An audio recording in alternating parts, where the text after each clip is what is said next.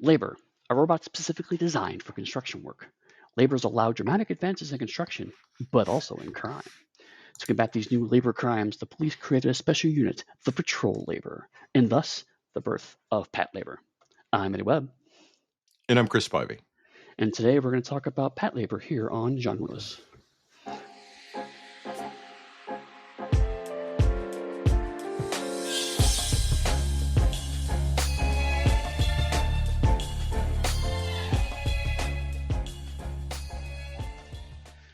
Hello and welcome to another episode of Genreless, where we talk about Patlabor and mecha and all sorts of things that aren't actually westerns because we need a break from westerns. And also, you're gonna spend an hour and a half of my dog trying to desperately ask for a walk.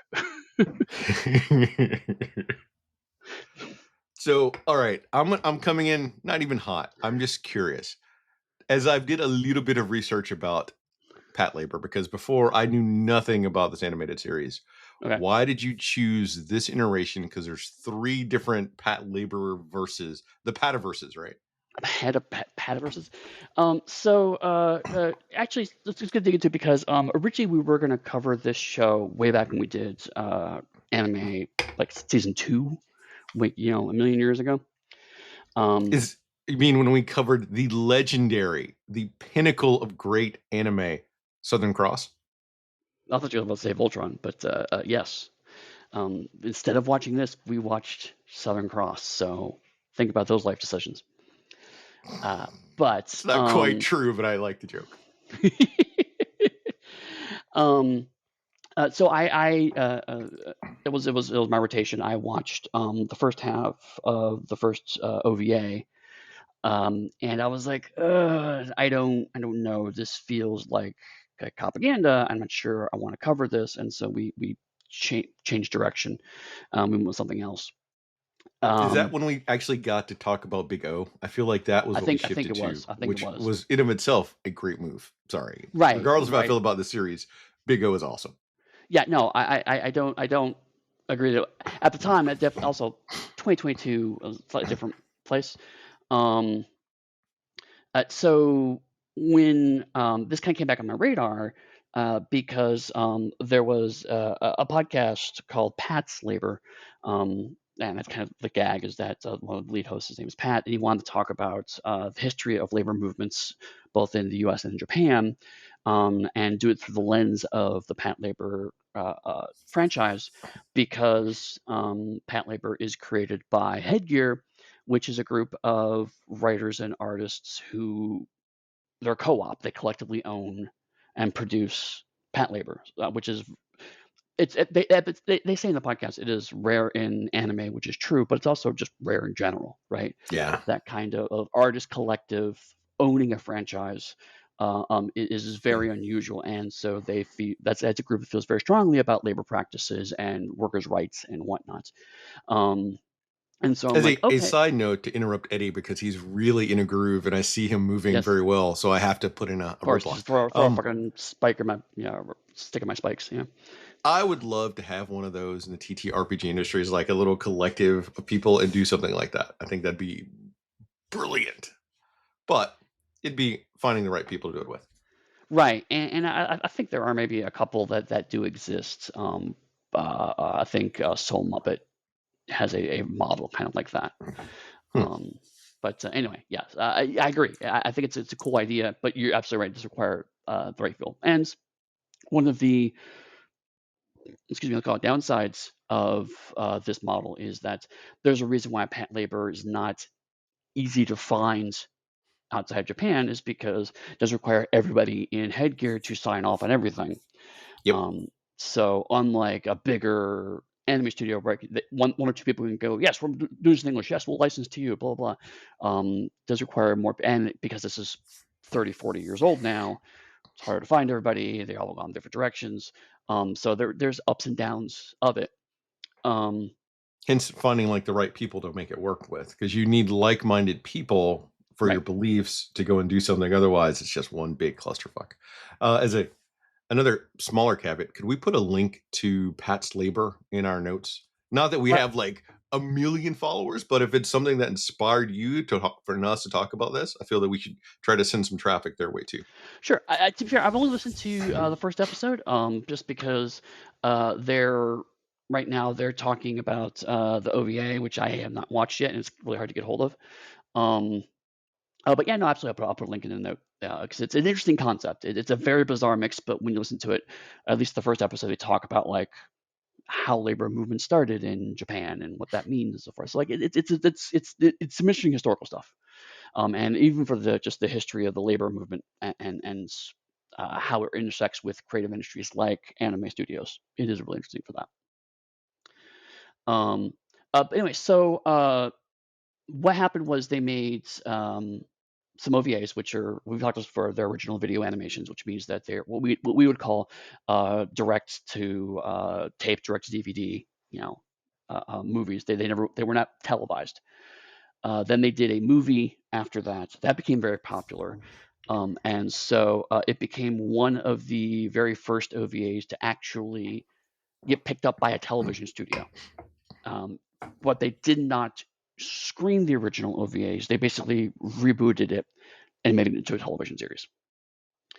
And so I picked the television series purely because it is easier to get access to, because as a result of it being in conjunction with a TV studio, it has had wider visibility because another business partner's involved and they have a little more reach than just a company making videos and trying to distribute it all themselves.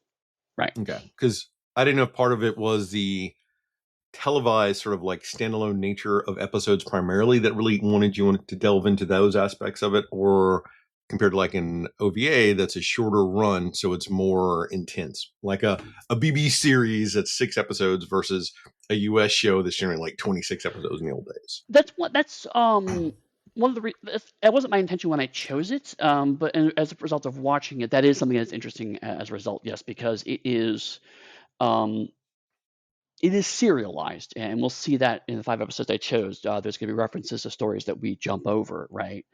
But it is also moderately more episodic.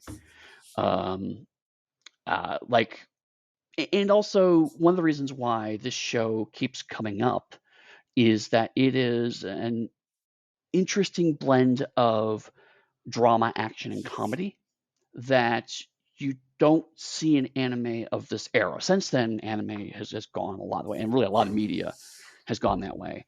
And so as a result, Patlabor ages surprisingly well, because in a world where every Marvel movie has to have a certain percentage of comedy, an action mecha series has a certain percentage of comedy tracks reasonably well along with his expectations now.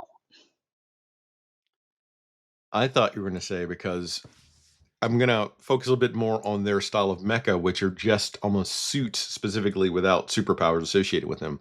Makes it easier for buy-in for people, because the mecha here are almost like just vehicles, souped up vehicles, but that's it. Well, that's another reason why I thought it was good to pair this after Mobile Gundam, because Mobile Gundam is ostensibly also that. It's like mecha are just military vehicles, and this is what if mecha were just police vehicles. But I have felt since watching Patlabor that the special vehicle nature of it, that's in fact the name of their whole unit, is special vehicles. It reads better in Patlabor, that because as mentioned before last episode, there's still a bit of that super robot DNA in Yeah. Mobile Suit Gundam, and it's There's a gone lot of from it. this. Right, right, and Wing definitely is more or less just super robot, and they get rid of any ostensibility that it's just about military equipment. This goes kind of the opposite direction. It's that the suits don't have a personality of their own, and they're treated very much like material and not like characters in their own rights. Um, and so it's really just um, what if a comedy workplace cop show happened to have reasonably strong vehicles? Which now initially, to full disclosure, that's the reason why I bounced off. I never went too much into Chris as to why I bounced off of it. I just said, hey, I'm comfortable with this, and he basically trusted me. He was like, cool, great, we'll go somewhere else. Um, But when I first watched it, I'm gonna have to talk about the show a little bit to explain this. A lot of what I saw was Ota specifically, the very trigger happy character, and there's a lot of a trigger happy character. And the first story was about them getting these new vehicles, and so it read like, "Oh, isn't the militarization of the police funny and cool?" And I was like, "I'm not into that at all." Um, that's not actually what the show's about. The show is more about the people that you put in charge of this equipment matters more than the equipment itself. And that's a more interesting take for me. I still have mild concerns about it, but Ota also, his reactions to things are supposed to be the gag. It's like he is way over the top in wanting to shoot things, and that's the joke. Nobody else thinks that's a good idea or even remotely sane. And so without that piece, I was missing that piece. It's like, oh, okay, Ota's the outlier. He's not the protagonist. So I guess regardless of the media that it comes in, I am always hesitant for anything that's going to be focused on cops. That Sure. comes from my perspective as an American, triply so given the current state of things and Right. where the police and the military are, and they're coming in to states and things like that, which is illegal. So watching this even now, I have some reservations about it, specifically about that gun happy character, given the fact that no one really tries to stop that character from doing anything. From lived experiences dealing with law enforcement, that is not something I can ever really find funny. Sure. Right. I understand. And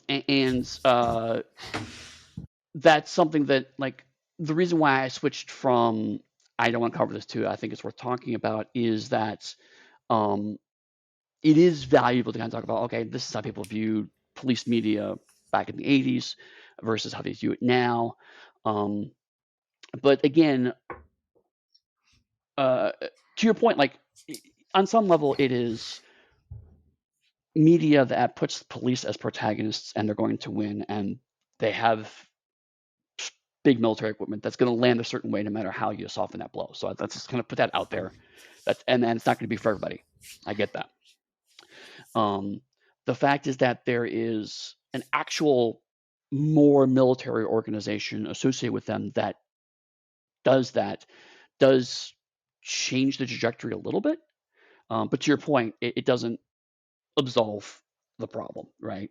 Um, so like anything about this show is going to have that level of the militarization of police are a topic that you have to be willing to engage with on some level to watch this show, and everyone's going to have their own comfort points on it.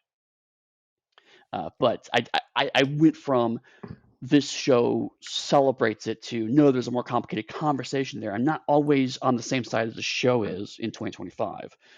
American 2025 versus Japanese people in 1989. That's a wide gulf. But that doesn't mean that there isn't interesting things to talk about as a result of this show. And so the other, I guess, not even another reference point, I think, is when we talked about doing it the first time.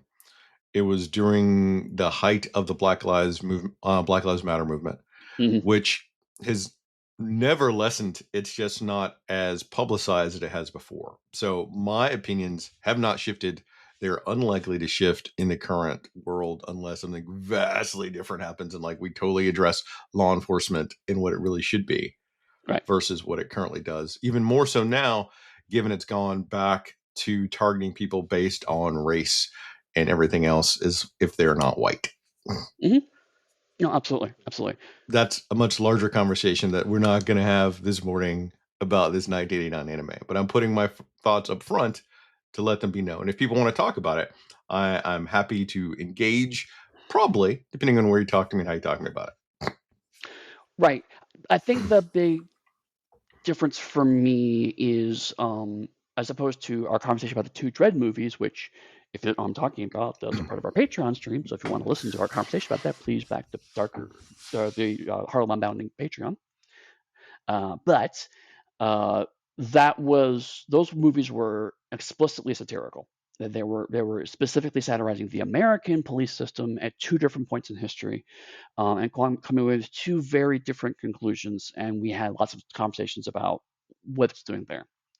Um, this is satirizing the Japanese police system, which I don't know a ton about, and so therefore I don't understand how to.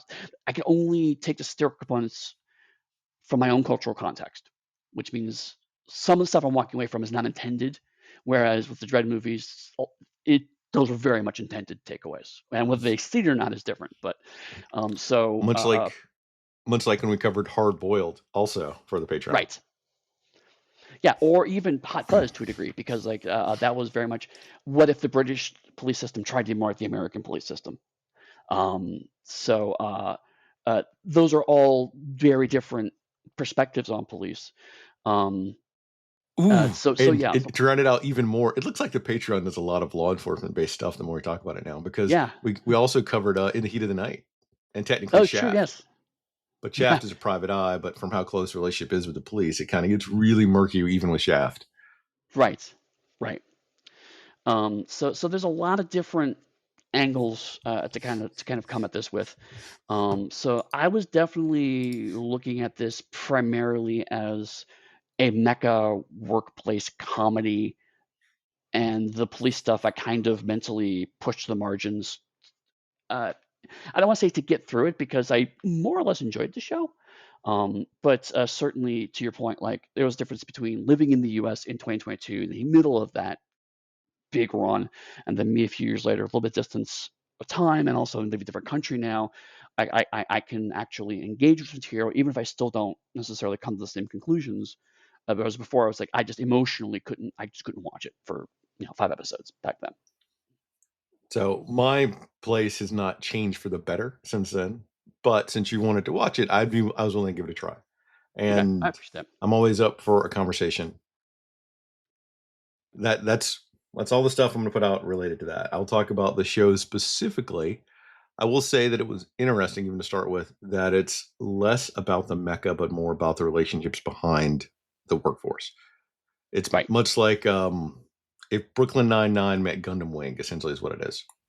Yeah, I've been trying to avoid that 'cause it's such an easy comparison, but you're absolutely right. Brooklyn Nine-Nine, The Office, that whole category of people in the same workplace and they have strange conflicting personalities, and how does that relate? Um, the mecha are just a vehicle to have more interesting comedic or dramatic conversations, and that's one of the reasons why I thought it was really interesting. Like for example, when I was doing research about this online, someone made a comment. Not an episode we chose, but there's an entire episode where everyone gets food poisoning from the lunch they go to, and what happens as a result of that. So it's that kind of show. Um, but also, I was surprised to find out that Guillermo del Toro cited the series as an influence for Pacific Rim, I can see and that. at first I couldn't. I was like, Pacific Rim's clearly more inspired by Godzilla movies and Power Rangers and whatnot. But when I watched it, the how the people relate to each other and how the machines are used as a way to tell more about the people involved, then I could see more. And like it helps, for example, that not all the protagonists pilot the mecha. There only are two characters that do that. And everybody else is related to different vehicles or have different roles on the team. Um, so there's a lot more about the support and the logistics of it, which we did see a fair amount of in at least the first Pacific Rim film. Oh, all right. Before anyone says it, we know technically there are 4 characters that pilot, even in the episodes that we watched. Right. But I'd say there are 2.5 pilots. Right. I mean, like there are lots of people get their turn in the cockpit, yes, but in terms of the team organization, 2 people are officially on the books as being pilots of two mecha. Like you said, that obviously changes throughout the course of the show. And it's something I did like, because I like the fact that you had your 2 primaries and then they had backups, which is Hmm. essential planning, and that's something that really was good. So but that's more show related. So I'll pause with that. Right. Right. Um, I did notice a shift in animation styles in the episodes that we watched. Hmm. How so? which because the first the first three-ish episodes I think were a certain style. The fourth episode had a different animation. The fifth episode also had a different animation. I think in the fourth episode, like Mm. the styling of the animation had changed over the year and a half, whatever it was this ran, which is Uh, interesting given I think the OAVs, if we'd watch them, would have been a consistent animation style for that OAV run. right. So the original plan is that they were originally going to do 24 episodes, and that was going to cover Kanuka's time with the units, and we'll make Kanuka in episode 2. But basically, she was coming in episode 2, and then she was going to be scheduled for 6 months, and so the whole season was going to be her 6 months with the special vehicles unit. It became really popular, so it was extended once to 36 episodes, which would have been the fourth episode we watched would have covered that run, and then it was extended again to 47 episodes, which would have been the third animation style that you saw, the fifth episode we saw. So yeah, it got so popular that they had to actually keep extending it, and probably different people either came through Headgear, they may have subcontracted out because a lot of the anime studios had a lot of overlap in personnel, because a lot of them were freelancers. So I wouldn't be surprised if they said, "Hey, let's contact our friends at Sunbow or whatever and have them come over and help us out." So that may be part of it too. It also explains, I think, why the cast of characters got larger later on and things like that. Cool. Yeah, yeah, because basically there was one long-term plot they planned for, and then they kind of had add another 12 episode subplot, and they had another 11 episode subplot. So they functionally there are 3 seasons of different lengths, if you want to call it that way. And the third season even had like a different opening credits, which it was Yeah, also fascinating. which I've found from longer running anime, the mid-season credit switch is not uncommon. Um, but I do think it was, in this case, very specifically to indicate we have extended our season, so let's give it a different look, maybe add a different song. I'm down for it. I think every season should have different opening credits. Yeah, well, I think you should have opening credits as opposed to this title card for 5 seconds bullshit we have these days, but that's neither here nor there. I'm torn. It depends on how good your song is. Because Eddie, in case you didn't know, you should hold your dreams because they're weapons in your arsenal. Yes, yes. Peacemaker is the exception to the rule. If you're going to play an opening theme song for me, and if people are kind enough to translate the theme, I'm going to read the theme as it goes across the show so I can pull it out like that whenever I want to. Right. Mind you, it is no Hurricane because nothing can match Hurricane. No, and to be honest, like the I did like the end theme, the first chunk, Midnight Blue, just because it's very kind of 80s heart rock ballad thing. But in general, the music is adequate, right? It's not like, oh my god, this is amazing, but it's not offensive either. It's just like, yep, that's about right for 80s anime. I think my favorite ending animation theme song was going to be from Ava when they did Blue Moon. Fly Me to the Moon, yeah. Yeah. Which Netflix changed. All right. Do you want to get into the show that you've chosen before Yes. I make some other snide comment about how they're just cars, essentially? They're cars with legs, Chris. Okay, here we go. Episode 1. After Division 2 wrecks its last labor during an arrest, it's time for an upgrade. Captain Godo assigns Asuma and Oda to the Shinohira Heavy Industries factory in Hachioki to send the local labor back for repairs. They meet a young police cadet named Noah Izumi, who's sitting in the who is sitting for the Patlabor aptitude test, so if she can find the right building. Meanwhile, someone steals a new Patlabor, the 98 AV Ingram, and its carrier.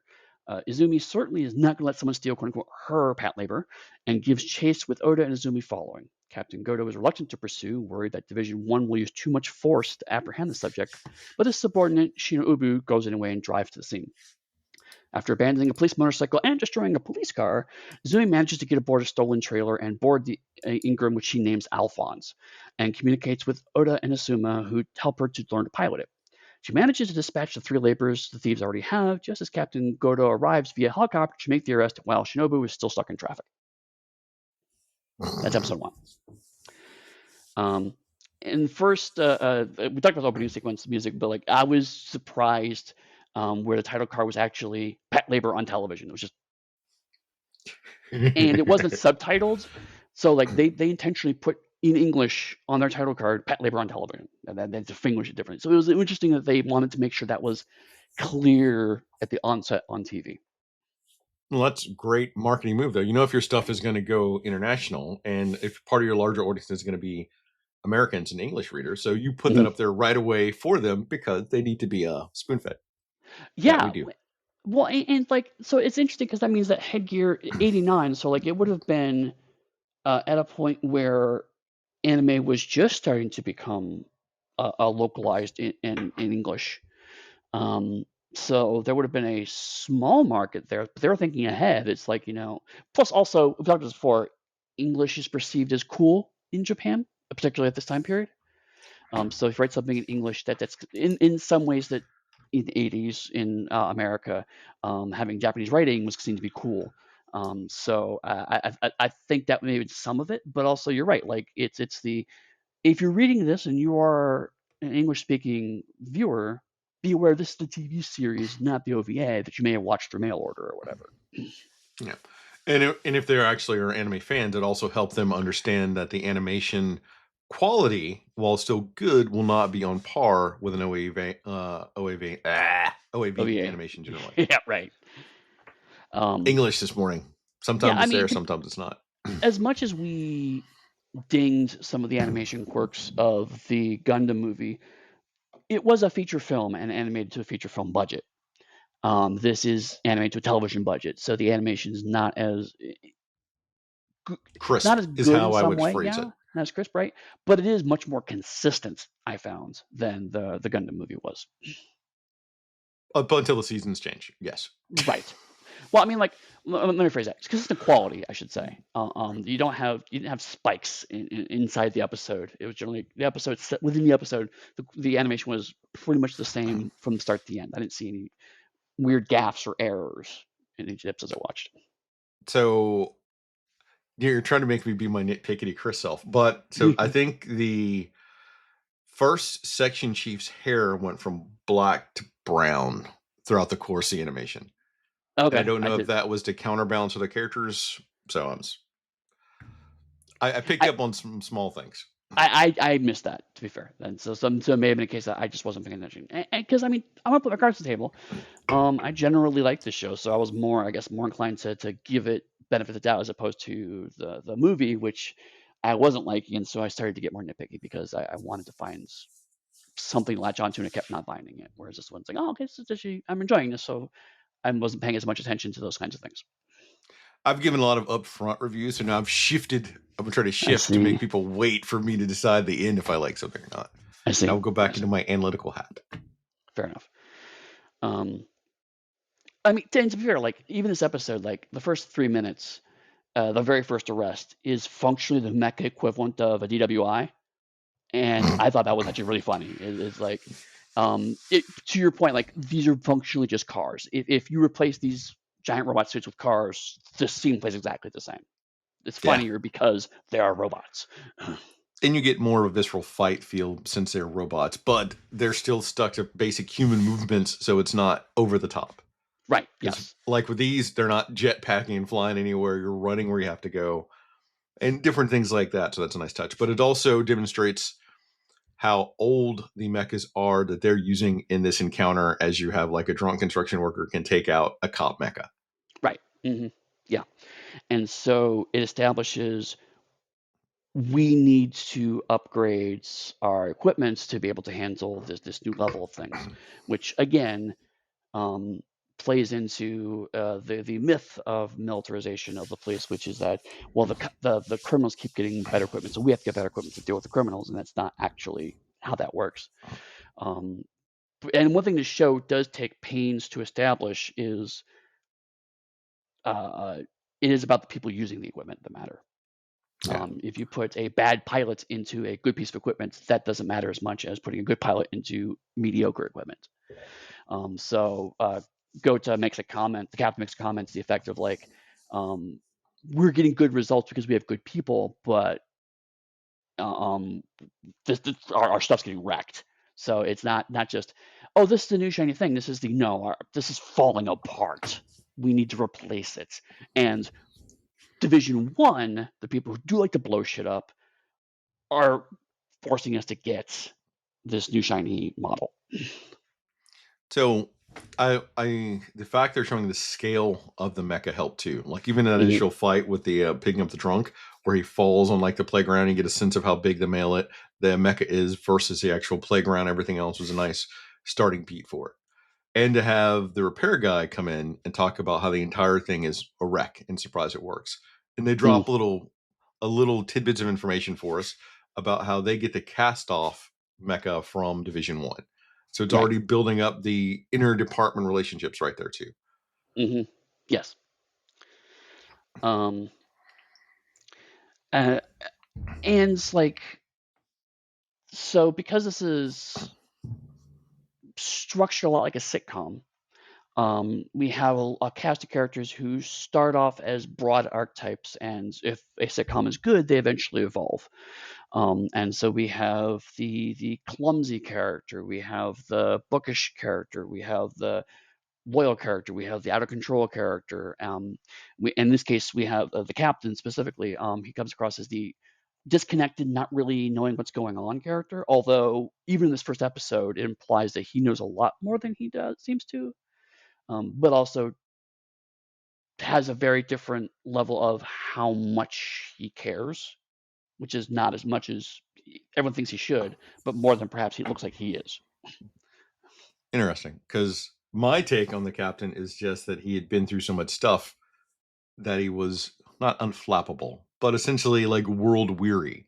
He still does his job, he knows everything works, and he has an idea that if given time, should have worked itself out. Yes, I got that impression in later episodes, but in this very first episode, I was just like, he just looked like bored or exhausted, right? And so it's like, is he just bad at his job? But then when he's like, don't bother to go, and she's like, I'm gonna go, her subordinate, and then he's like, all right, go ahead. And then he later flies over there, and she's stuck in traffic. It's like he doesn't say, if you drive now, you're gonna get stuck. Let's just wait, find out what's going on, and then we can just fly there. He lets his subordinates find out for themselves. And so I was like, okay, there's actually something happening here. And you're right. It comes across as this guy's seen a lot, and he's just kind of over a lot of it. So, all right, I guess that's just me in my own lived experience. It could be as a dad and as just really generally a planner. And it's like you tell someone, "Hey, you should probably do this." And a lot of people go, "Fuck you, you don't know. I'm going to go do this other thing." Okay. Right. And then they go and they find out. Right. So that is the vibe I got from him right away watching this. It could be because I feel that's generally kind of how I am. So maybe that's why I instantly saw that. I was like, oh, yeah. And it helps that, like, in the middle of all of this, like, there's broad comedy, particularly through Izumi, because she's klutzy and has bad direction. And so there's lots of like the girl who doesn't quite know where to go, but she's really into mecha or to labors and really wants to pilot one. There's that kind of broad comedy, but even Godo has much more subdued comedy, like how the thieves break in is they knock out some guards who went to the bathroom and then take their place before they steal the trailer with the labor on it. And then he makes a comment of like, "You can't go to the bathroom these days by yourself." And it's just like, what life have you lived where that's your takeaway from this whole scene, right? But we find out next episode why that is, though. So, like, Right. that's a good plot beat. It is. But in the moment, it's just a funny line, right? And that's what's interesting about this show is that the gags end up being dramatic beats, and the dramatic beats end up being gags, and it's sometimes hard to tell which is which at times. So it ends up being like another random example is because they're now the Ingram is specifically a police model labor as opposed to just labors they're using for police purposes. And so they're showing off all the new features of the police model. And of course, the police model labor, I keep saying that specifically because it has a baton and a revolver, a mecha scale revolver that it shoots. It's You know, ridiculous. It's an electric baton, I believe, because Yes. I think they say electric baton every time they deploy it. Right. Yes. And that revolver is very much the old Dirty Harry style revolver too. At Mm-hmm. that, you can even Yep. see like the little cartridges in it before it fires. Very, very like Clint Eastwood. Right, which I'm sure was intentional. And to your point, like when Azumi has the suit, she's the one that keeps screaming all the special attacks. Nobody else does that, which is another interesting note. It's like she's such a fan. She's doing the anime trope of like, I have to scream my attack when I attack, and everyone else is like, why are you doing that? Since I am known for it, I have to say though, I am glad there are no Minmays in this series. Yep. I was concerned when she first popped up. She's big eyed. I was getting Yes. like strikes of, is this going to be Minmay? Is this going to be the little girl from Robotech, the next generation? Yeah, at first I was looking, I was like, oh man, I don't like where this is going. But no, she's competent in a very specific space. She's much more to draw a Brooklyn Nine-Nine analogy. She's much more like Santiago, where she's a nerd in a very specific space and she's awkward outside of that. Yeah. So something I really did enjoy about the entire series is that it elevates women and shows what badasses they are. Like Yeah. they're the most proficient mecha pilots throughout the series, except for spoiler, I think one of the last episodes we'll talk about. But consistently throughout, like the random captain they encounter later episodes, the person from New York, even like the person I was afraid that was gonna be a Minmay, all exceptional. And Yeah. it's not that they have special talent, it's because they're trained and they learn how to do the things. There's like some natural talent, but it's a training that matters more than anything else, which is something that I didn't like about Gundam, is that they tried to make all the Gundam pilots Jedis, or like psychic powers is why they're such great pilots. Right, exactly. And this shows very much like these people are good because they're trained and because they care. Um, Or they have and they some natural talent that they develop through training. Like that is clutch. Right. But even this first episode, the big contrasts are there's Division One who have all the training but don't have the empathy. They don't have the passion to do their job well. There's a throwaway line the captain says about they just want to blow things up. And the criminals who have all the passion but none of the training. And so Division Two, because they have both, that allows them to excel. Or they're a bunch of misfits, as they call them too. Well, right. That's the thing, is that nobody likes them. That's the other side. Is like they excel, but also they have everything stacked against them because Division One hates them and the criminals hate them, and because of the nature of what they do, uh, uh, normal people hate them because a lot of property damage. It's another thing to show. Because it's like the property damage is much more comedic, obviously, given the name of the show. It's nowhere near as horrific as the Gundam movie was, but also they don't shy away from there are consequences for this kind of property damage. It's not as intense consequences, but they don't walk away from it completely. I think an episode I would have liked is if there is an episode of the person that has to deal with all the paperwork from the property damage. An entire episode focused on that character and them Right, slowly losing their minds. right, Perfect. right. It'd be like a Q episode, except more paperwork. I was about to say, like, it would be like my favorite mythical Star Trek episode where they're just in the conference room talking about logistics for an hour or 45 minutes. Yeah, Yeah, yeah, that'd be perfect. love it. But I mean, that's one of the things that even this first episode says up, like, it's like the logistics, how this stuff works and how it connects together is going to be an important, if not defining part of the show. It's not defining, but like how they get funding and how they get things repaired and whatnot. Those things are going to be consequential. And I dig shows that world built like that. Anyway, anything about episode one? I think we pretty much covered that one. I want to point out the size and scope of it that we see right now, because that's going to change in later seasons. Is that it feels very small. Like even the base feels small. The staff members feel small in number and scope, and everything else for Division 2. That's it. That's fair. Hey, episode 2. Division 2 are sent to the police academy for Ingram labor training. A woman from a New York police department arrives, apparently to train on the laborers with Division 2 for the next 6 months. Her name is Lieutenant Kanuka Clancy, a Japanese-born American woman. The last day of training involves a labor combat tournament that will determine who will pilot both the Ingram Patlabors. In the first matchup, Azuma throws the fight against Azumi, while in the second, Shinji gets disqualified. In the third, Yamazaki gets stuck while trying to get into the mecha and forfeits. In round 2, Izumi knocks Oda's gun out of the hand and defeats him, and Kanuka handily defeats her opponent with a shoulder throw.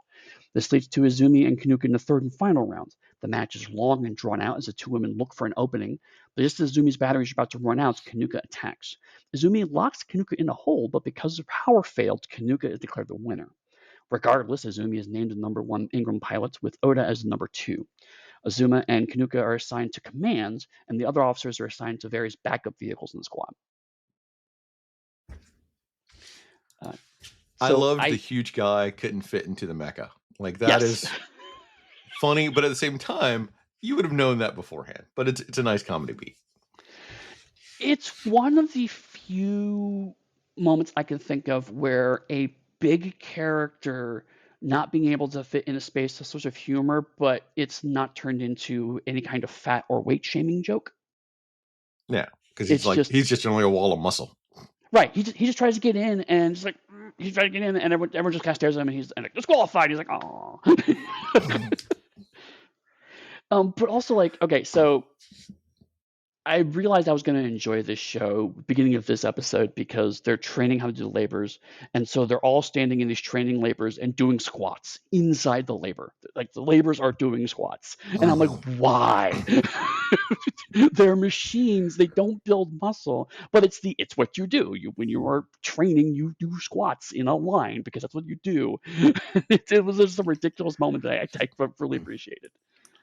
I thought that too, until later they make a comment and then becomes all about like the motion drive disc, whatever it is. Mm-hmm. It's your own mental thinking that has to resonate with the mecha, which then makes those repetition things make sense as developing how you would think when you're in a mecha.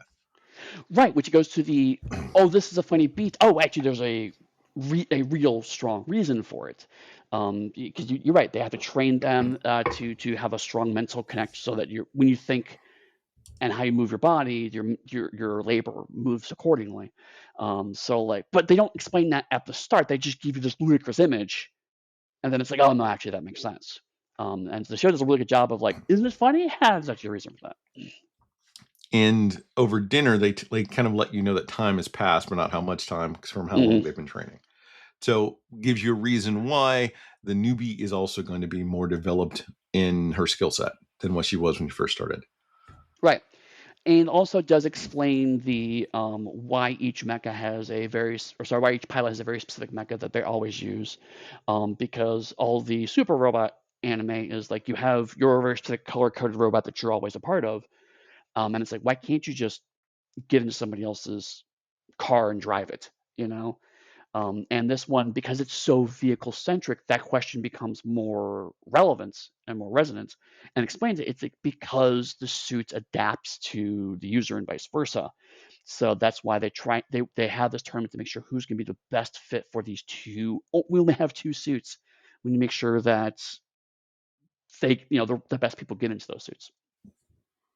And that shows also a constraint financially from how much the mecha must cost for the world itself, without telling you that it costs a whole bunch of money and showing it throughout. Because if everyone had their own suit, then that would devalue the mecha themselves.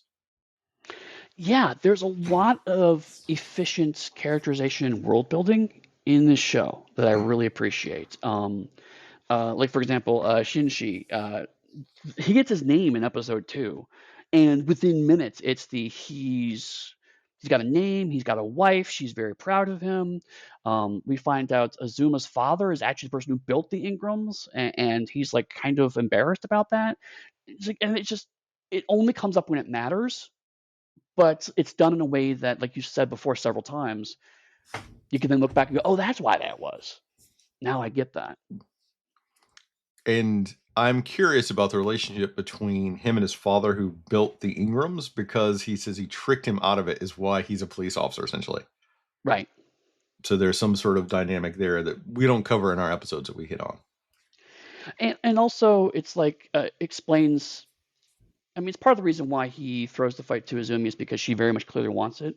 But also part of it is because he's a little embarrassed about it. He doesn't really want to be involved with his father's work, you know. So it's interesting. There's a lot of layers happening here that we don't always see of, but it's very much implied. And again, because it's comedic, it's like the how much of this is world building, how much of this is just a fun joke, is really exciting. Uh, so go ahead. The New Yorker. Oh, Who's very clearly from New York, very very obviously from New York. They specifically say New York, so I want to comment about the New York thing. Right. Because she comes in and she's cool, and everyone knows people from New York are cool, I guess is what it's supposed to be. Absolutely. Like this is very much the cool American trope. And it's always I'm always amused by people who non-American media that dig into the cool American trope. Because when Americans do it, it's just awkward.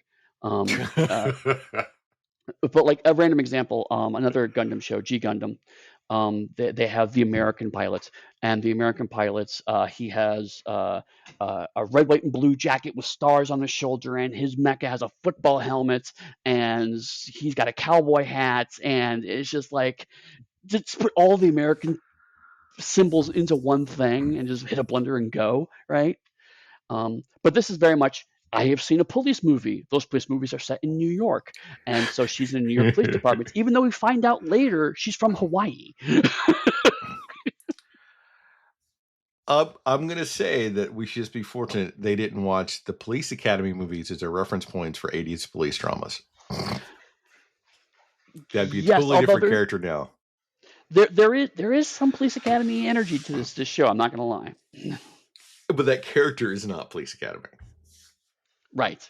No, she's very much the cool, quiet type that just gets the job done. You know.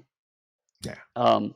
And because we skip over a lot of her arc, my understanding is that basically the pretty common trope is like she doesn't quite understand how Japanese culture works. So over the course of the arc, she eventually becomes more and more Japanese because she butts heads and is brash and goes off and does her own thing. All of the stereotypical Americanisms, and then eventually she becomes more of a team player and adapts to her culture better.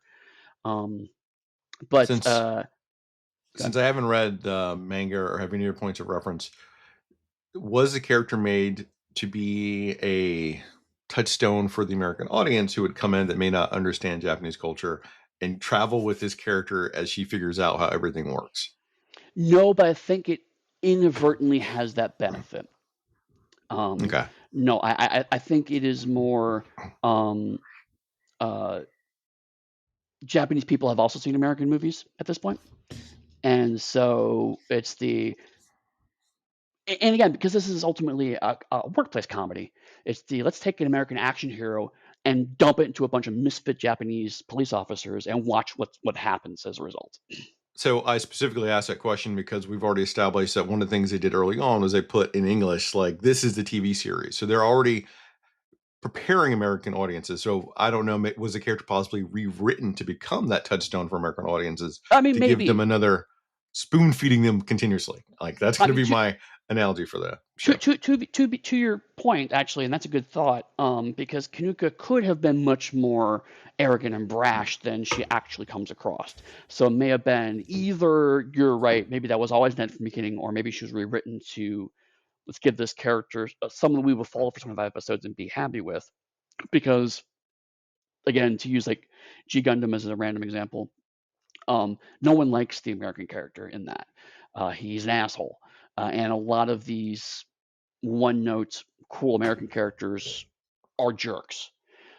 So you're right. It may have been a case of like I'm thinking of you probably think the same place of like 80s Doctor Who, where it's like let's put an American character in here so the American audiences can gravitate to her, but it ends up being a weird, distorted British version of what Americans like. Yeah, and so I also think that simply because they made her super competent and trained, but she doesn't beat our Japanese character. She technically wins, like technically wins. But that's because our Japanese character doesn't have as much training as she has, but is able to keep up with her. Right. So you have And that whole thing where the American doesn't win technically, and the Japanese character should have won. right. And that was, I mean, that's part of the reason why I chose this episode is partially because I knew it was the introduction of Kanuka, and I wanted to make sure that all the main cast members were covered. But also, it's like it's a tournament episode, and I was like, how are we going to have one clear winner and a cast of characters? Because again, I was still imagining everyone's going to be a pilot, you know. Um, and so the Asuma and Kanuka showdown is actually really good because it's Kanuka won on points functionally. And they say the reason why she still had power is because she's very efficient. She has training. So her training is not discounted, but Izumi was better tactically. She waited until a moment and then was able to find that opening and then had a positive strike. But because she doesn't have the training, she wastes a lot of power to get to that point. And Yeah. so even though there was a clear winner, Kanuka won on points, but Izumi becomes the pilot, and both of their statuses are considered to be equivalent, which means I suspect a lot of the episodes after this arc in the form of them mildly sniping or jockeying to prove who's actually better. But to have two women in that role of competitiveness is fascinating. Yeah. That I love. Regardless of any other thoughts about the whole series, and I said it at the jump, that is Mm, something I loved about this. yeah, Because it puts them up there, they're doing it, and they're being amazing, and they do it. absolutely. Um, and I know we talked about Oda. We have two different, very much opinions about Oda, what he represents. But I do, I'm amused by the fact that he's very much this loud, violent character, even when he has a paintball gun. And it's like nothing matters about drawing the gun, but he still has to draw it. And that's the joke. Is like everyone's like, "Why are you doing this? Why are you like this, Oda?" And he's like, "Pew, pew, pew, pew, pew, pew," you know. And it's just like, Oda, buddy, put the gun I'm still back. distraught by that character saying that like it's not fair in the field, and his first thing is to shoot whoever it is. Does Hmm. not resonate with me at all. Like that, Again, yeah, I agree. nearly completely bouncing off the series because of that character. Fair enough. I understand that. Anything else about this episode? Mm, the thing that I will say about the Auto character is they're obsessed with rank, and so that was interesting to see them giving all the props and kudos to the new lieutenant that came in, and then not Yeah, understanding why they got the gig instead of the lieutenant, and having to have it explained to them. right. That makes sense. And again, it's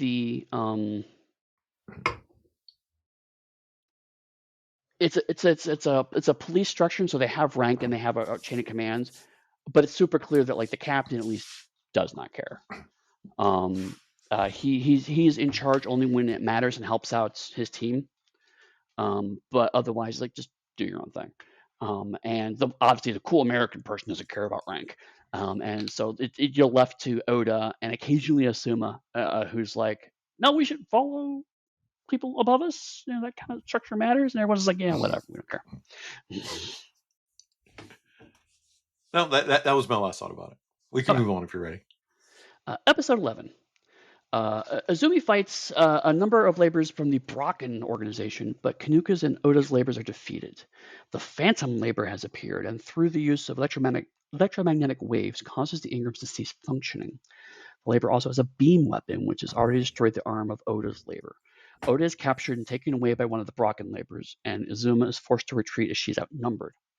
She then bumps into Captain Fuwa of the military, who is on a covert mission to stop the laborers. Oda soon finds himself in a hotel room locked up with the Missing Division 1 members, along with several other police officers and civilians. Meanwhile, the remaining members of the Special Vehicles group regroup, and Captain Goto decides it's time for a new strategy. Goto believes the head of this operation is hiding nearby and orders the Special Vehicle group to find him. Detectives Matsuo and Shinshi, who have been ordered to find Kanuka's grandmother, finally locate her. She tells them that she does not want to see Kanuka die in battle like her husband did during the Korean War and wants to take her back to Hawaii.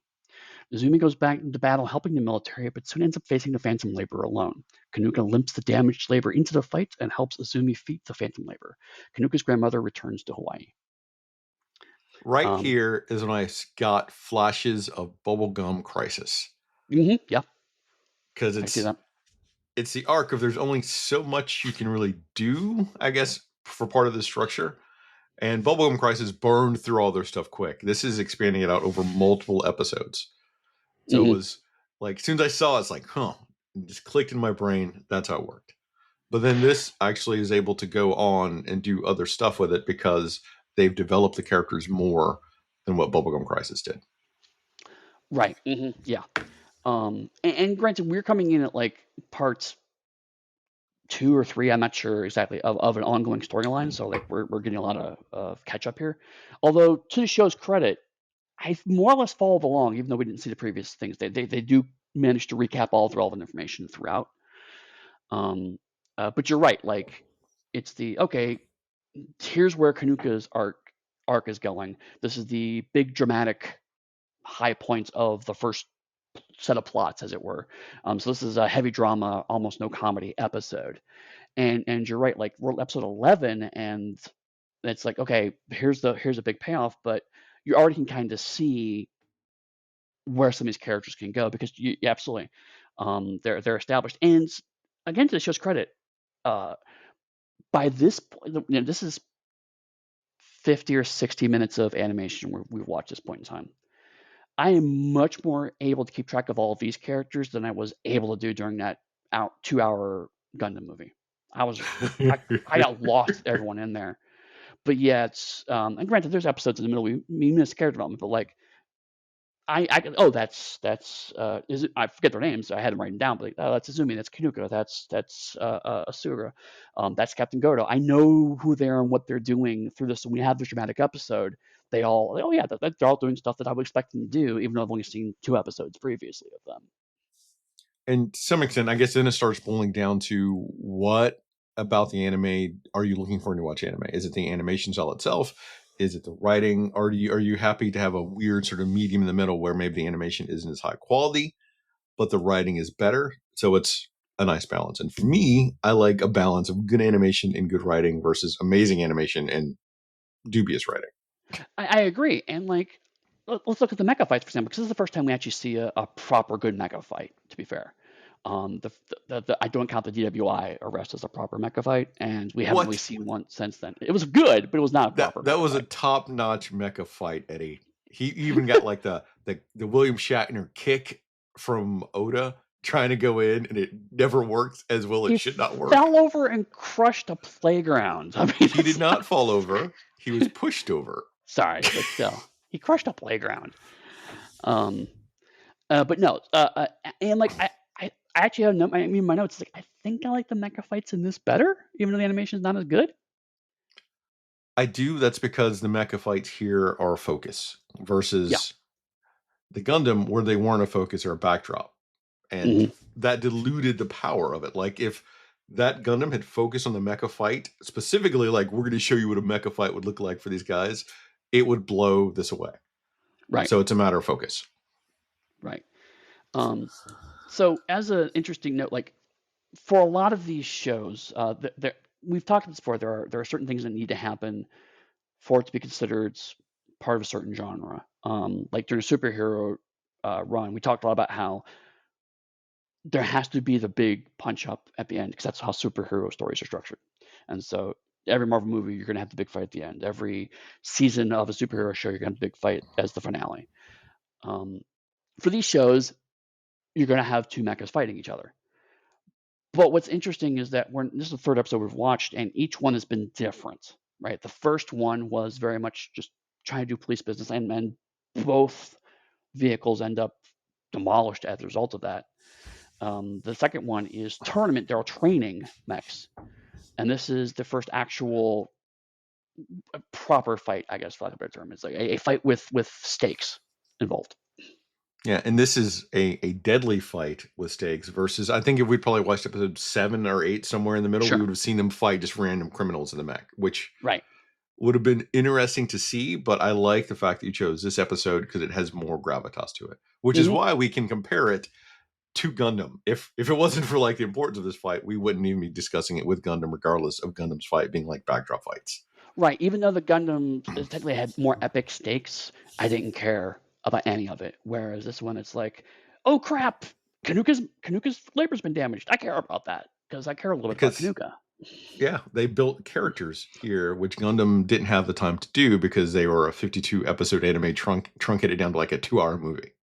Right. Right. Without cutting plot. I stand by my entire Yeah. assertion of it. If they'd cut the plot down to be a movie plot, that would have sparked an entire like another Gundam line of whatever it is they call them. Gundaverses. Now I'm going to call it Gundaverse. Gunda. Can't say Gunda. gun, so it's got to be Gunda because Gunverse we already have, so it's going to be Gundaverse. Right. Gunverse. And then to your earlier point, like we have yet another badass woman in this show, Captain Fua. Yeah. And again, visually, as soon as you see her, immediately she looks different, and so you can keep track of her. She doesn't become yet another girl. Like all the women are distinctive. They have distinctive personalities. They have distinctive looks. They have distinctive ways that they pilot. Because Fu was very conservative in her piloting. Although she does make the slightly amusing comment of like, "We're here on a secret mission, so no one can see us," and then immediately stomps off in a giant robot. So it's like that had to have been. They edited that in a very specific way for the comedic beat. I feel like that has to be true, but still, it's like it doesn't change the fact that the military can't officially be involved in this conflict. So that is true, but at the same time, I would say that people are so used to them being like giant mecha running around the street that wouldn't stand out to them unless they had a reason to specifically to look at that mecha. Right, but the way they drew that scene, you have a giant green mecha with nothing else around it sneaking off. So, like, again, the show's really good about yes, this all makes sense, but we could squeeze a little bit of comedy into this moment. Well, all right. It's better than, well, I love it. God, what was it like Gundam 088, where they have their mecha hiding in the woods and the mecha are technically taller than the trees in most shots? Yes. Unless they need to hide in the tree line in their tree height. Right. That was just not good. As much as I love that one, that was the one I was like, you didn't think that one through, did you? Oh, still a good anime though. But you're right, like, because they could establish this is a city where laborers are just seen everywhere. It would be like driving around in a white van in this city functionally. Yeah. And I like the different types of laborers that they use here. So that's definitely a positive because you can tell construction laborers versus now the Ingrams that are super specialized and become important. And isn't there a black dot on hers on number 1 versus number 2? Yeah, I think so. Okay. And later, it's not. I don't think it's visible in this episode, but we see it certainly in later episodes. Ingram 1 actually has Alphonse written on the side too, like planes had names written on the side. So she names it and actually writes her name on it. So. Which is a gag back to the first episode where she writes like, "This is mine" on it. Yep. Yep. And then I did fall down a bit of a rabbit hole because when they're talking to her grandmother, which admittedly is a subplot I didn't know much about and I wasn't quite sure what was going on, so I ended up obsessing on trivia. She makes 2 passing comments in her info dump, one of which is that it's been 50 years since her husband died. And then later is that he died during the Korean War. And so I was like, does that mean this show is based in the year 2000? And so then I looked up online, and sure enough, it's 1998 to 2002 is the in-character years of the show. Which then makes me have a whole bunch of, I didn't know that, but I assumed based on that timeline, that's when they wanted it. But then I have a whole bunch of questions about the history and past timeline of how they built their laborers and everything else. It really hit. And I'd like to like little mini series about the labor construction that's not focused on the police piece of it, but like that actual moment. Right. Yeah. What happened between 1989 and 2000 where this suddenly boomed, right? Yeah. But again, like it's such a casual bit of world building of like, I'm so used to these kinds of 80s shows. It's like, of course, it's in the far off year of the late 90s, early 2000s. And so like, I think subconsciously kind of expected that. And so the show didn't have to say, this is the year 2000. They just said, oh, the Korean War. And it's like, because my grandfather's in the Korean War, I know that was in the early 50s. And so I was like, oh, that would be about early 2000s. So I put that together for myself, and I felt smarter as a result, as opposed to show telling me. It could have easily said, it is the year 2000. Laborers are an important part of the workforce, but they don't. They let you figure things out a bit more. I think that's likely because they also know they had room to breathe. So if you Mm-hmm. know that you've got 36 episodes to do something, you can script out a whole bunch of stuff. Yep. That later becomes like 47 or 50 or whatever it is. But Right. to know that you've got that bandwidth, you have to parse out your information to keep it intriguing to build the world around you.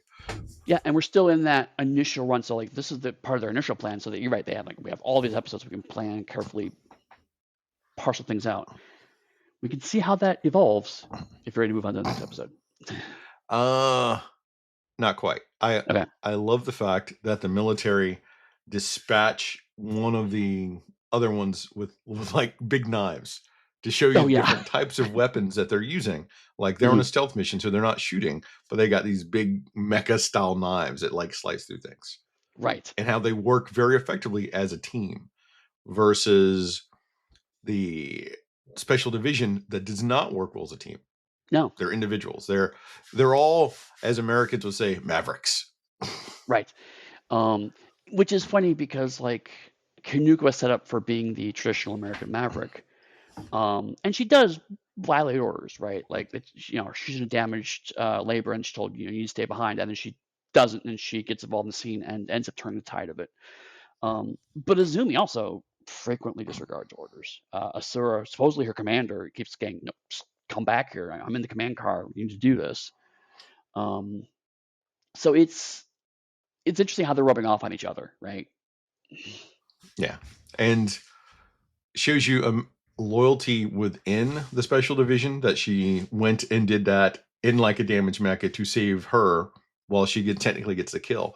But I want to focus a little bit on the military who operate as a unit. Like they're a solid team that just follows orders and do what they do, and they do everything together versus individuals who are out there doing the best they can. So it's a nice contrast. Right. And to your point about scale, part of Kanuka's damaged labor is that her top is sheared off. So, like during the last fight, her head is just sticking out of a suit, which shows you that this is slightly bigger than a Bugman Crisis battle suit. Yeah, I made a joke before we started about them being like the alien suits that Sigourney Weaver was wearing, essentially at the end to throw the alien out. They're a little bit bigger than that. And that's it. Or you could even go like the Matrix style suits they would wear, where there's exposed human in there. Right. That seems like a bad idea for design wise. Right. Speaking of design falls, we can move on to the next episode. Yeah. Episode 31. Division 2 are on hand to provide security at the Tokyo International Labor Show. Utsumi and Bud meet Izumi and Asuma, who are looking at the new economy Ingram. Utsumi realizes for the first time that they're from Division 2. Utsumi and Bud are actually there to plot their attack on them using their labor called the Griffin. Asuma decides to test a new Ingram without telling Captain Goto, borrowing Izumi's movement disc from the Ingram 1. Oda, unhappy with the situation, decides to challenge him with his Ingram 2. Suddenly, a truck interrupts them violently, and gas starts pouring out, creating a smoke screen. The Griffin labor smashes out of the truck and starts attacking Oda. Izumi is unable to help him as Asuma is using her movement disc in the economy Ingram. Both Ingram labors are defeated, and an injured Asuma manages to give the disc back to Izumi. The Griffin attempts to take Oda's movement disc, but Izumi begins to fight. Rain causes the smokescreen to disperse, and Bud is given orders to retreat. To everyone's amazement, the Griffin labor takes off and flies like a jet. Meanwhile, Kumagami sees a car nearby and asks them to leave the area. Inside is Asumi, who's giving Bud directions via radio. Kumagama recognizes Utsumi, and the driver panics and shoots her, fleeing from the scene. I'll push back a little bit on your last sentence. That driver didn't panic. That's it. Like, that driver did not panic. That was a strategical move. Well, I said panic only because afterwards Asumi was like, why did you do that? And he was like, oh, she's going to recognize us. I mean, like, fair, but like he was not acting under orders. That was very much a she was going to recognize. It's like eye rolling is what that was. Come Okay, on. all right, fair. That's my whole pushback about the entire thing. You're just going to see that, much like in that Doctor Who episode, Inferno, with the car that ran off the road and that driver. We're back with a driver again for discussion. Never gonna let that go. Never gonna let that go. Come on, Eddie. I'm an old man. I hold on to these things. Right. It was heartening for me to realize that conventions are the same no matter where you go.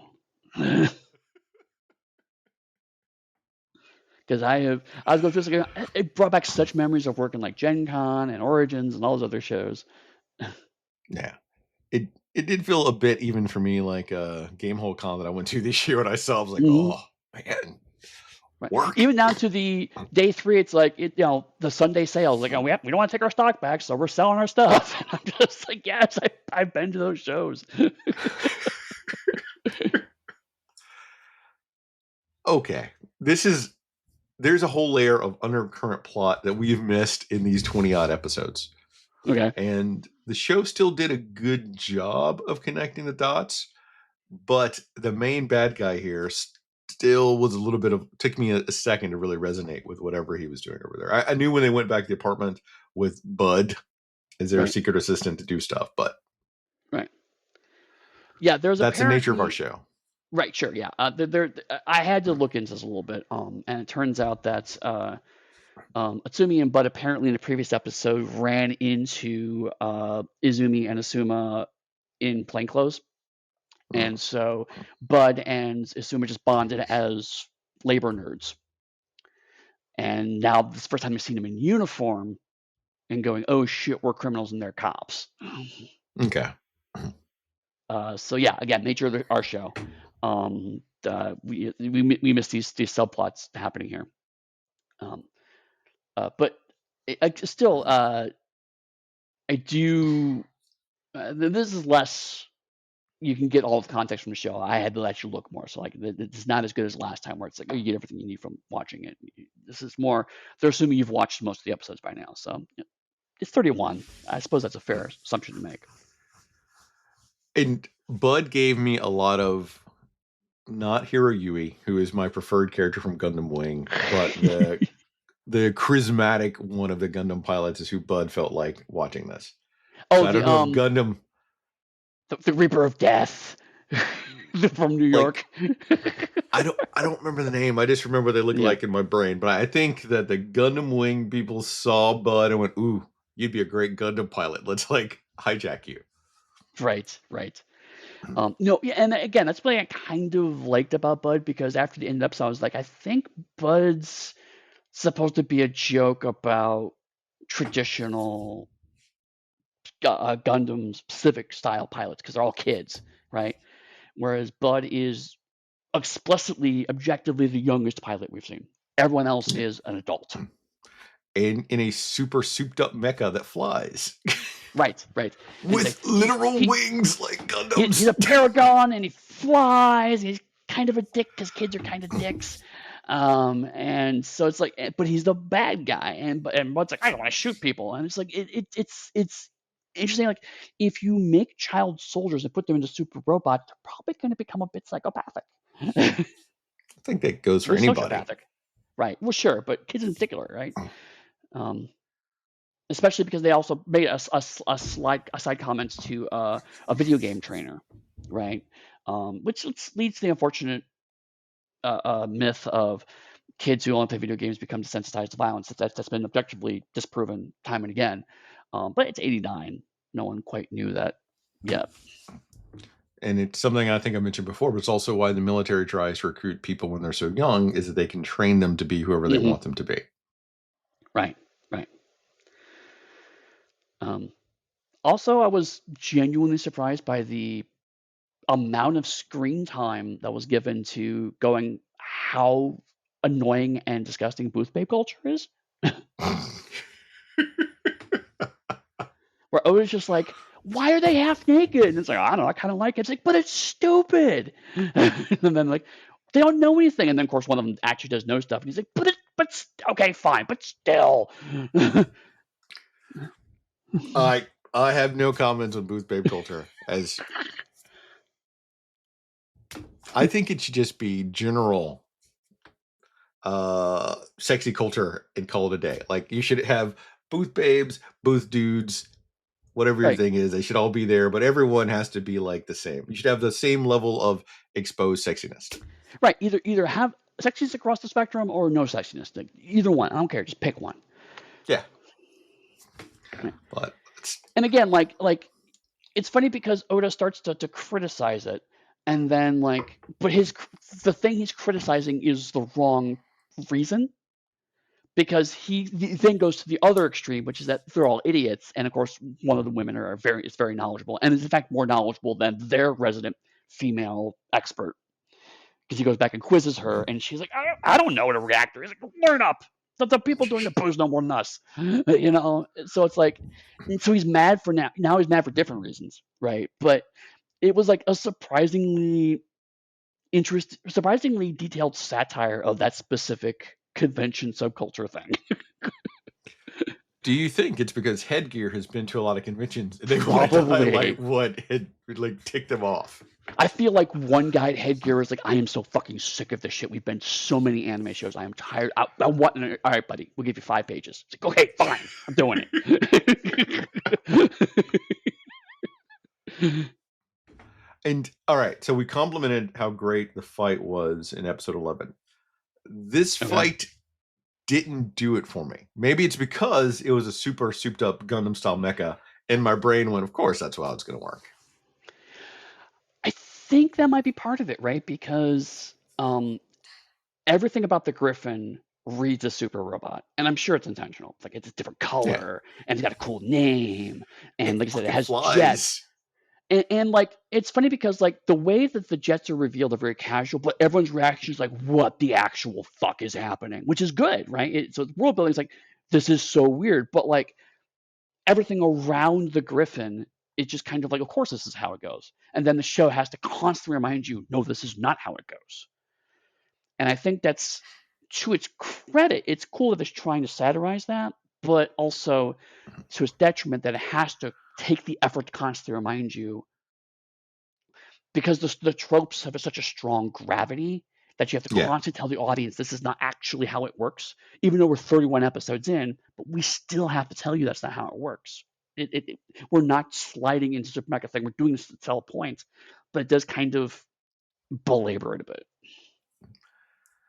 Okay, can you explain to me the science behind the motion disc? I understand that like the movements and everything eventually all link, and they're literally fucking disc. I love it. It's a mini disc. It's not a mini disc. It's a laser disc.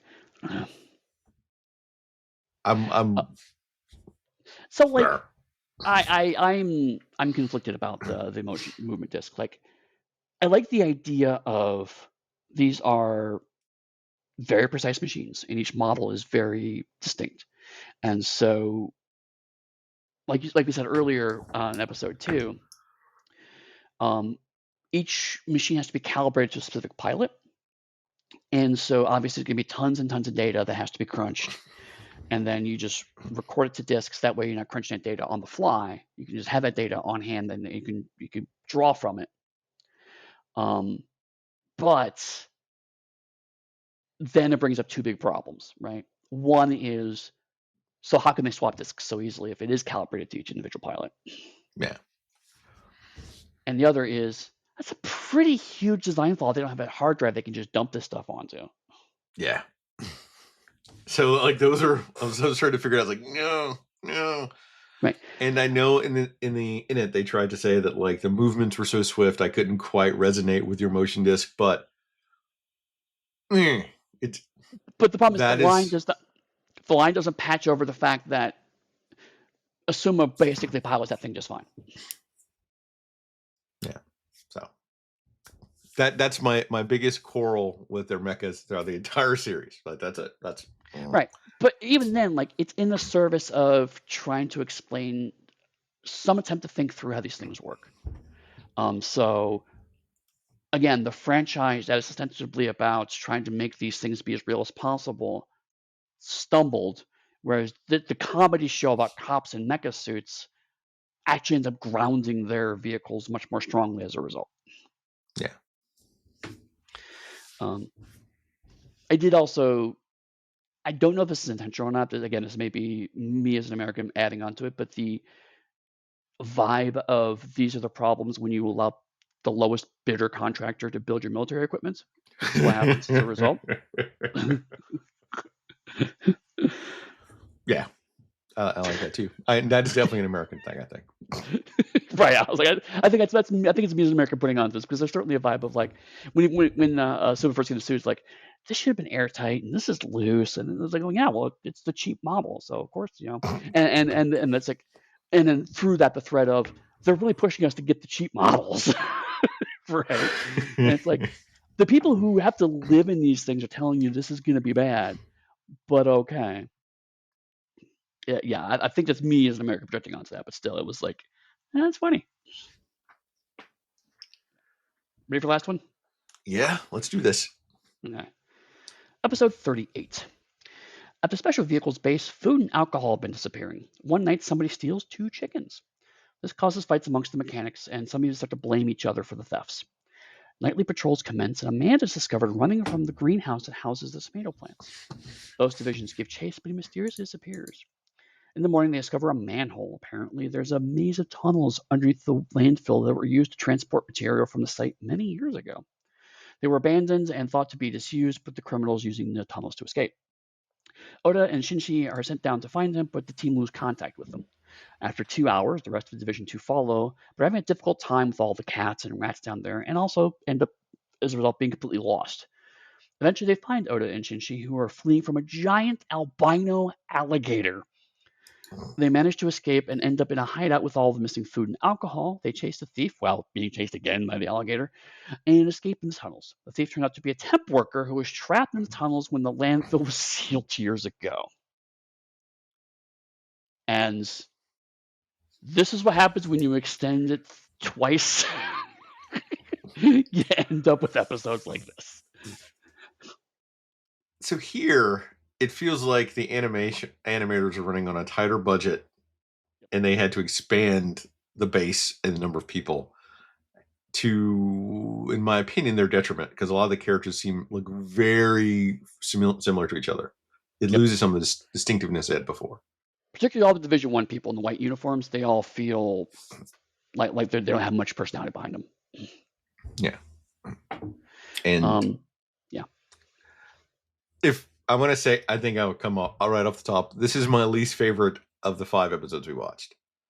Sure. It could be because of the overly comedic nature. It could be the total lack of any sort of mecha in a mecha-based show, or the sheer ridiculousness of that alligator and them in the sewer systems. Maybe that's what.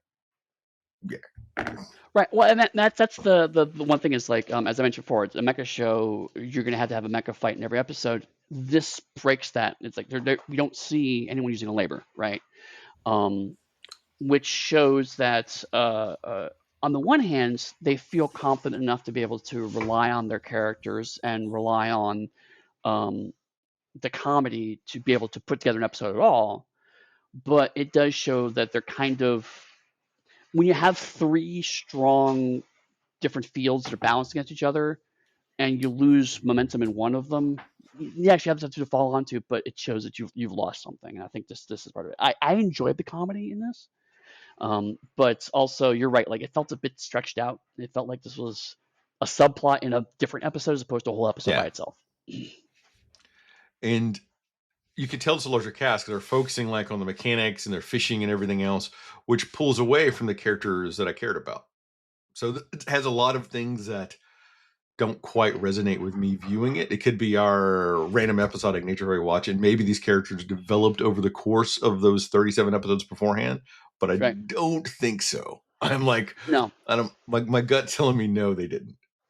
No, and like, I mean, like, even the payoff of like, oh yeah, it was just a temp worker that was like, if this is going to be your main episode, that character needed to be somebody, right?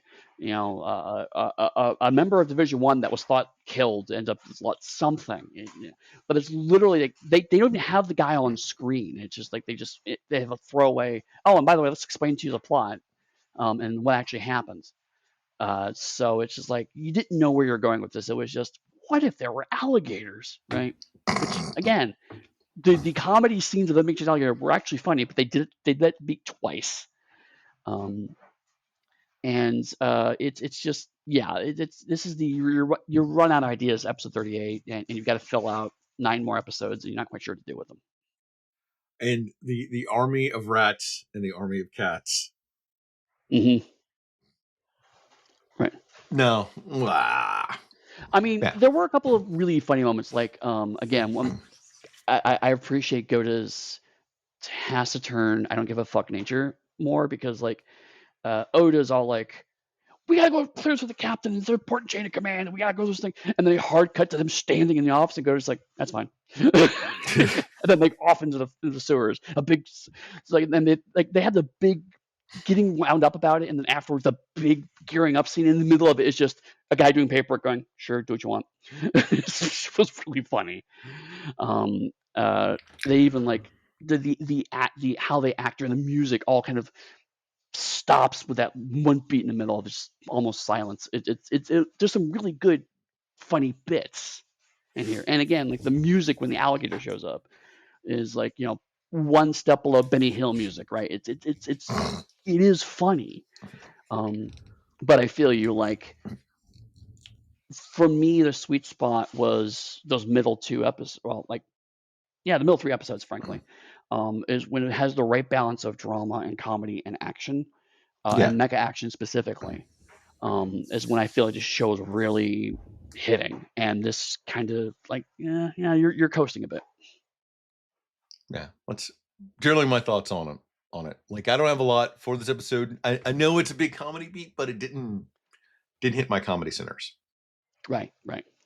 I mean, I generally tried to get at least one, because it was such a 3 obvious tiers. I did try to get a clearly comedy episode, a clearly action episode, dramatic episode, a clearly action episode. Um, uh, but like, I think, moving into wrap up, I think this shows that when it was focusing on one side of it, it wasn't as strong as it was focusing on all of those. Even episode 11, which was pretty heavily drama, I liked it, but I didn't like it as much as, the labor show episode. Yeah. Which, well, it's kind of like it's a table with 3 legs. Once you cut off one Right. leg, it's gonna fall over relatively quickly. Yeah. On the whole, I like the series, but I gotta still say, from like a cop perspective, it's not gonna be something I would go and put on to watch. Like, Right. I liked the writing, most of the animation until the last episode or 2. And the character engagement was nice. Like, focusing on the characters, building up a relationship with them, and seeing how they relate to each other was fun to watch, to make you care about them. So when they got in stressful situations, it mattered, and it had like drama beats to it. So it's a good pacing overall for most of it. It's just the extension of the extension. I think it's where they're like, shit, what are we gonna write next? Alligators. Yeah. Right. Exactly. And sadly, I don't know that Headgear has done anything except for Patlabor. I don't think they have, because I would love to see Headgear do something that wasn't police related, frankly. Yeah. Because I I'm feel like, curious though. yeah. If this is where the show is going around here, how did they make another, was it TV series, OAV series after this? An OV, lose my English. So, OVA series after this one about it. I don't know. Yeah, because I think there's movies. There's a live action movie somewhere in there. They're still making stuff as of like a few years ago, even. So like, Patlabor keeps bubbling up. Are they just rebooting it constantly? Are they doing new squads? I don't know. Right? I genuinely don't know. Um, but like you, it's like, I'm glad we covered it. It is better than I feared, but it does not invalidate some of the concerns. I'm in a place now where I can at least engage with that and recognize that before. Whereas, like I said before, a few years ago, I just couldn't even emotionally have that conversation. Um, I can see why a lot of people love this show, and there's certainly a lot to like about it. I like the characters, but yeah, I guess, to your point, it doesn't. it still has an inherently conservative message that you can't decouple from that. And I already made my point about all that at the top of the show. I'm not going to repeat it. But like most things, I enjoy getting the chance to talk to you about them.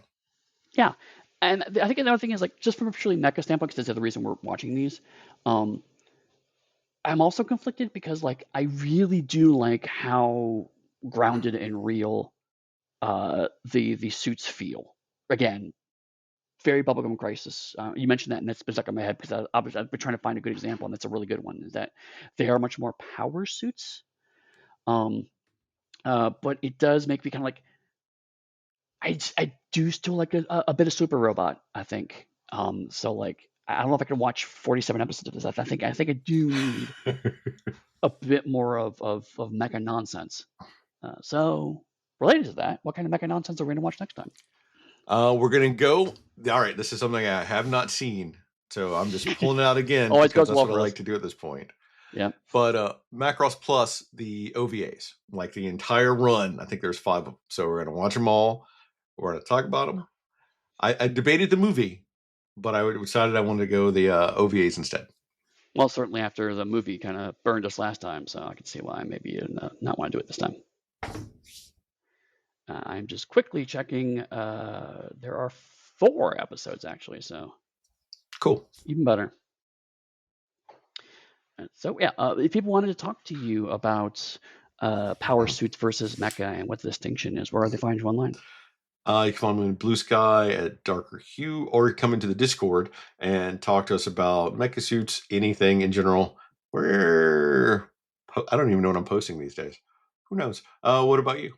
You can find me at pugsteady.com. That's my website. That's also where you can find me on Blue Sky. Or yeah, definitely come by the Discord. We're usually there and happy to chat. In fact, during a Western run, we've been having some people going, "I hope you covered this, and I hope you covered this." And all I'll say is, like, so far people have been pretty happy with our choices for what we're watching in the Western side. So there's some interesting conversations about that happening right now. And Eddy is saying that now, but I had to cut something. I cut some things. And I put in some other stuff that I think is funny. That I think Eddy is going to be like, "Why is Chris making me watch this?" I mean, we did watch Billy the Kid versus Dracula, so. Oh, that was just one of them, my friend. There's more to come. And we'll find out what they are. But next week, we're going to watch Macross Plus. See you then.